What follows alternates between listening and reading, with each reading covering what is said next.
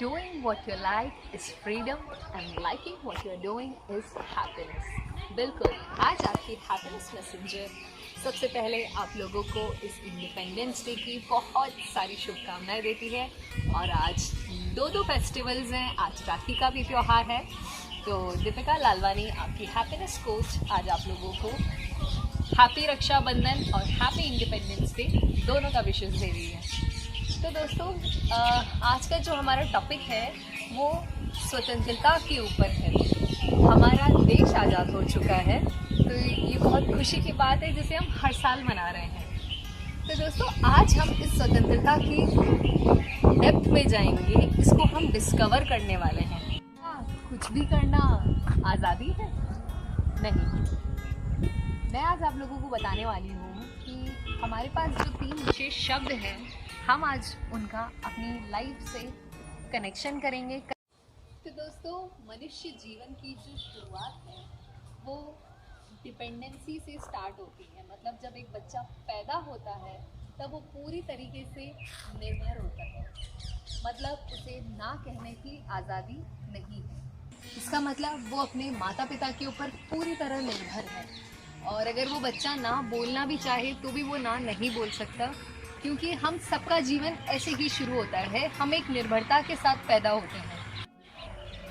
और हमारा दूसरा शब्द है आत्मनिर्भरता, यानी कि इंडिपेंडेंसी। अब वो जब बच्चा बड़ा हो चुका है तो उसे ना बोलने की आज़ादी मिल गई है। वो चाहे तो किसी भी चीज़ के लिए ना कह सकता है। तो ये हमारा दूसरा शब्द था। डिपेंड और इंडिपेंडेंट के बाद अब तीसरा शब्द आता है मेरे पास, इंटरडिपेंड, यानी कि इसमें प्रेम आ जाता है। तो दोस्तों, इस हमारे इंटरडिपेंड के अंदर प्रेम आ जाता है। मतलब प्यार के कारण मैं किसी को ना नहीं कह रही हूँ। इसका मैं एक छोटा सा उदाहरण दूंगी। जैसे एक बच्चा बड़ा हो जाता है, वो इंडिपेंडेंट हो जाता है, लेकिन उसके अंदर अपने घर में जो सत्यनारायण की कथा हो रही है उसके अंदर उसकी आस्था नहीं है। तो एक दिन उसके माता पिता ने उसे उस कथा के अंदर बैठने के लिए बोला। उस बच्चे ने अपने माता पिता को इंडिपेंडेंट होने के बाद भी ना नहीं बोलना चाहा, क्योंकि वो प्रेम में था, इंटरडिपेंड था। उसी समय उसके कुछ दोस्त उसके घर आ गए और उन्होंने उससे पूछा, अरे तुम तो बिल्कुल भी आस्था नहीं रखते भगवान में, आज कैसे बैठ गए?